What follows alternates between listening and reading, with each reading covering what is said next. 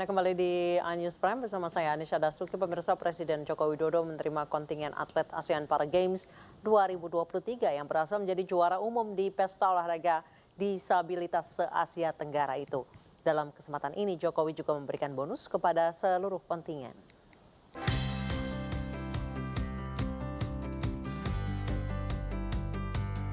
Presiden Republik Indonesia Joko Widodo didampingi Menpora, Menteri Keuangan, dan Menteri Sekretaris Negara menerima kontingen atlet ASEAN Para Games 2023 di Istana Merdeka Jakarta pada Senin pagi.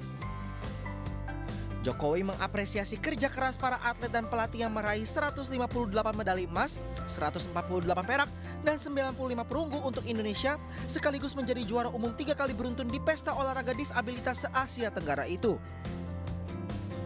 Bangsa, negara, dan rakyat sangat bangga dengan Bapak, Ibu, dan saudara-saudara sekalian yang telah berhasil meraih juara umum di ASEAN Para Games 2023. Ini adalah yang ketiga kalinya secara berturut-turut. Sekali lagi terima kasih. Berkat kegigihan Bapak, Ibu, dan saudara-saudara sekalian, Indonesia berhasil membawa pulang 158 medali emas, 148 perak, dan 95 perunggu. Ini capaian yang luar biasa. Dalam kesempatan ini, Jokowi juga memberikan bonus kepada seluruh kontingen baik atlet maupun pelatih dengan total uang senilai 320,5 miliar rupiah. Jokowi berharap bonus itu dapat dimanfaatkan para atlet untuk diinvestasikan dengan benar dan baik.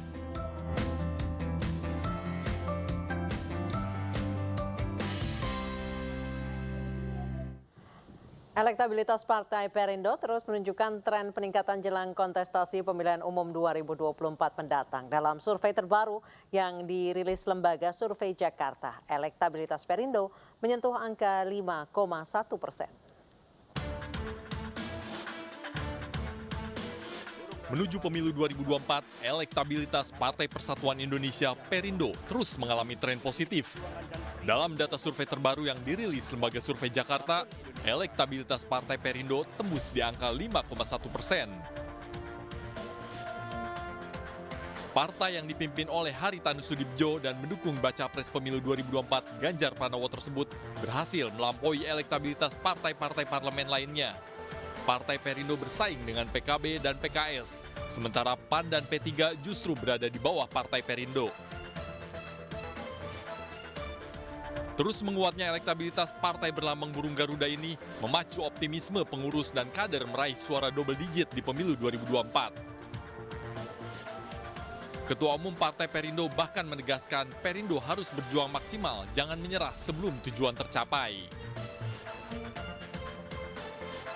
Sementara itu, di urutan teratas dari data survei, PDI Perjuangan mendominasi dengan elektabilitas sebesar 18,8%.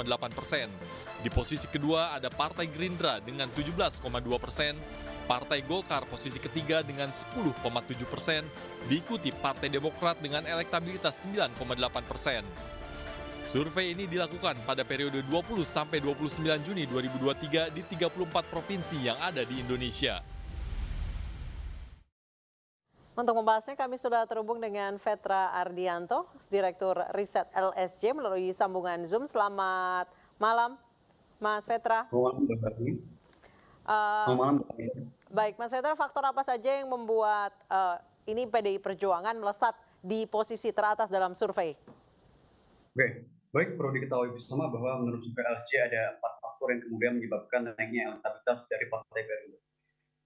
Pertama, Partai Perindo dalam 2 tahun terakhir ini sangat masif dalam melakukan sosialisasi, baik itu dari tingkat pusat hingga ke daerah-daerah, baik di tingkat DPP maupun ranting, baik melalui jaringan media MNC Group yang sangat luas hingga sosialisasi langsung ke lapangan ke tengah-tengah masyarakat.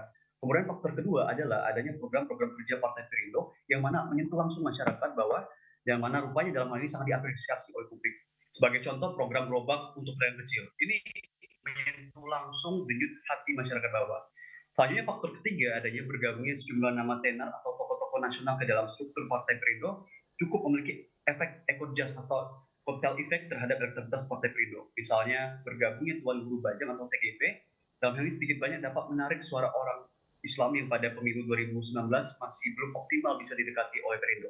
Dan yang terakhir, faktor yang menjadi pertimbangan adalah kepemimpinan dari Bapak Haritanu sebagai Ketua Umum Perindo yang begitu inklusif dan akomodatif, di mana membuat citra Partai Perindo ini semakin dipercaya masyarakat.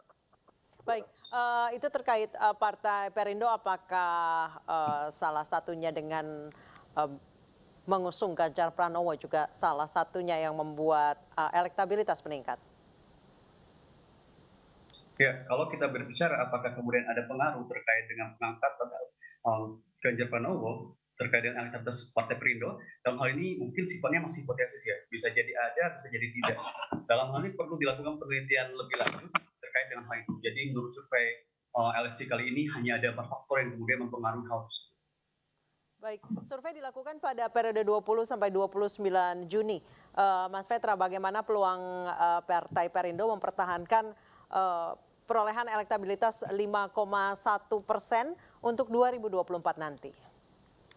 Ya, jadi berdasarkan hasil survei LSC, yang seperti yang kita peroleh, bahwasanya elektabilitas Perindo itu sebesar 5,1%.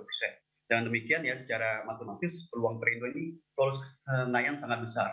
Bahkan menurut prediksi kami, Perindo akan menjadi satu-satunya partai non-parlemen yang lolos ke Senayan. Tapi yang penting ya, dengan elektabilitas yang sekarang, seluruh jaringan atau seluruh jajaran Perindo jangan dibawa dan cepat pos dulu, melainkan harus terus bekerja keras mendekati masyarakat.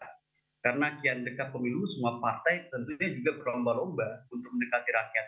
Jadi kalau Perindo lengah dan cepat berpuas diri, bisa saja Perindo gagal nanti lagi masuk ke Senayan.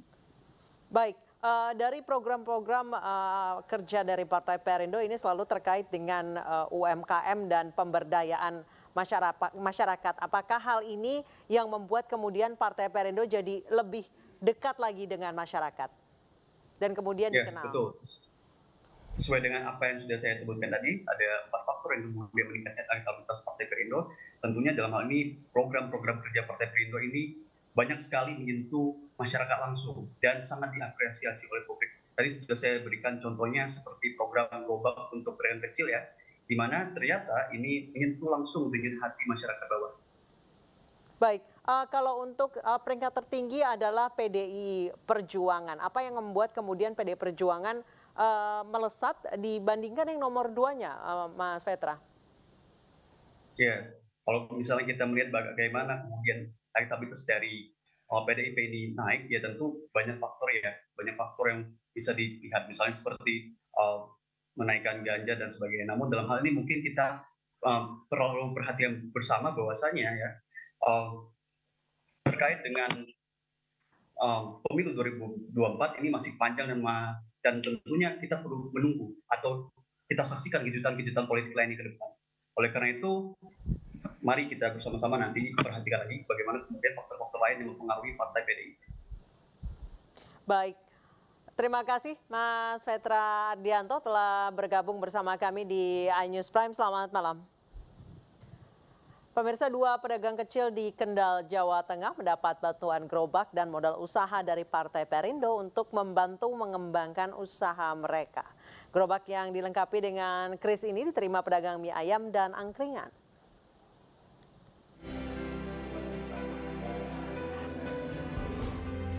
Wakil Ketua Umum Partai Perindo yang juga Bacalek DPR RI Dapil Jawa Tengah 1, Safril Nasution, menyerahkan langsung bantuan gerobak dan modal usaha bagi 2 pedagang binaan Partai Perindo Kendal.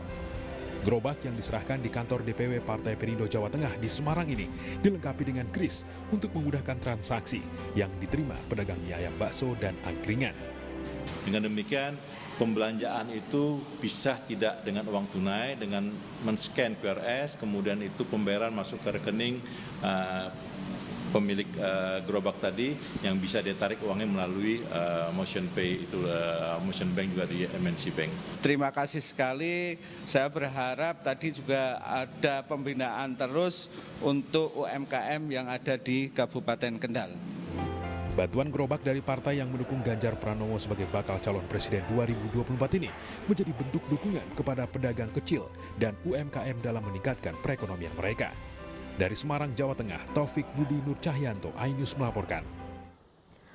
Menpora Dito Aryo Tejo bantah terima uang korupsi BTS. Informasi selengkapnya akan kami hadirkan usai jeda, tetap bersama kami.